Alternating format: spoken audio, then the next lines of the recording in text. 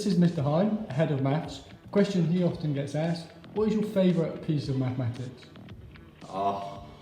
Too many to mention in this short space of time, but I love a sequence, love spotting patterns, love making conjectures, predicting the future, and then proving things using algebra. Sorry, that was loads of it, but one's never enough. This is Mrs. Rudolph, Maths teacher at St Philip Howard. She's normally asked on open day, when do we set students in Year 7? So we usually set students within the first half term in Year 7, so around about first week of October. And we do this so that they can work at a similar pace to the other children in their group based on their ability and have appropriate challenges. This is Mr. Scott Green, a Maths teacher at St Philip Howard, and a question he's normally asked at open evening is, do we use textbooks? We have textbooks. We have lots of different types of textbooks. We tend to only take the best bits from textbooks and the best bits from websites, the best bits from other teachers, and bring them all together ourselves for our own sort of best practice, because often we find that if we have that variety that we can bring into lessons, then it can bring the maths to life more easily for the kids. This is Mr. Quinn. He's a Maths teacher at St Philip Howard, and a question he's normally asked on open evening is, what is the Maths department policy on independent learning? So in maths, we will set an independent learning task almost every lesson.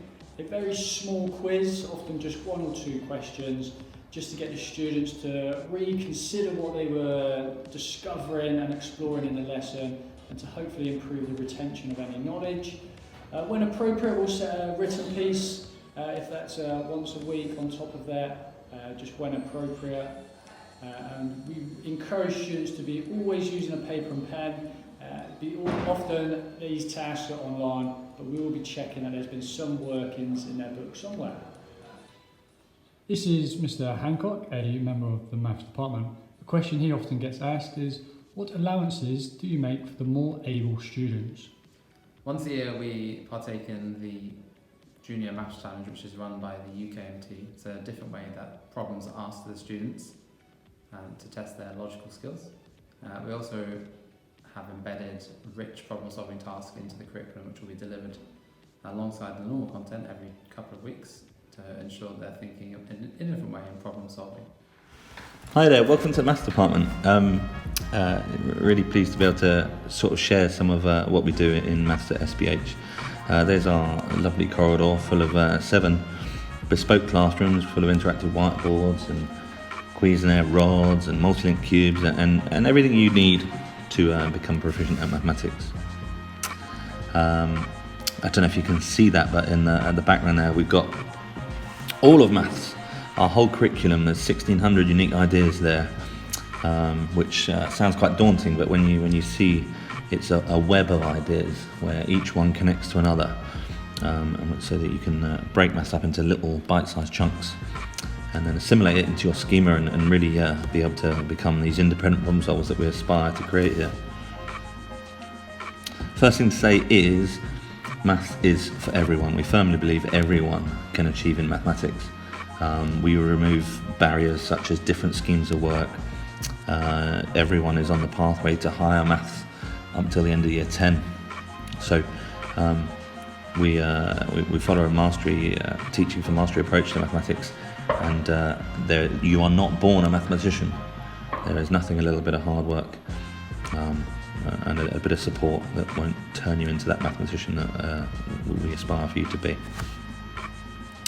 In the start of year 7 we have a bit of a focus on numeracy.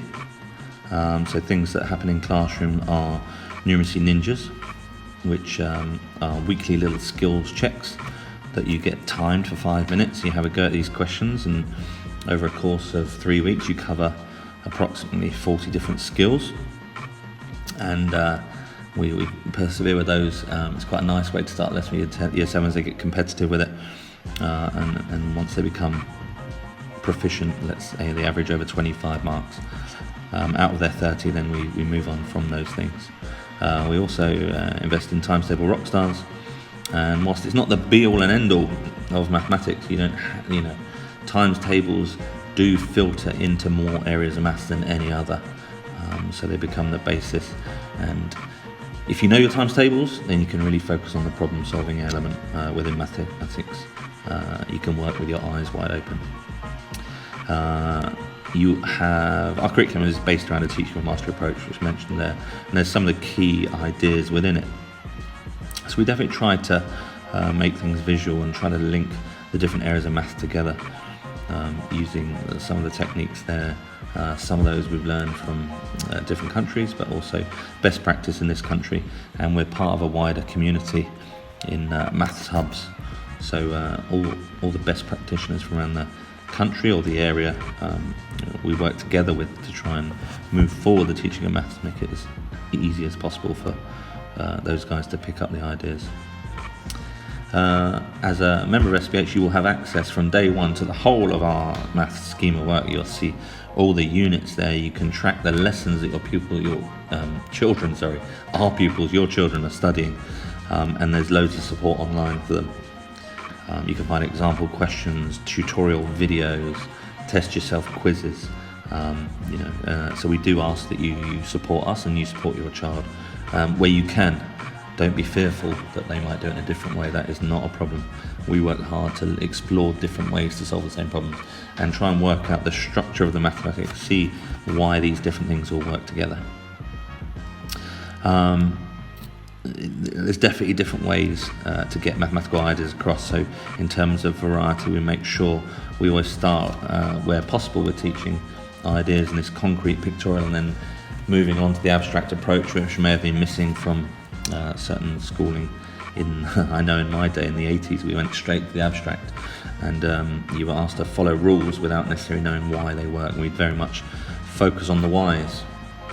But there is a hierarchical approach to learning maths facts. You need to be able to do before you can then use those ideas to reason and problem solve. So they'll see a different style of questions, and everything we do is so that people can appreciate the beauty within mathematics.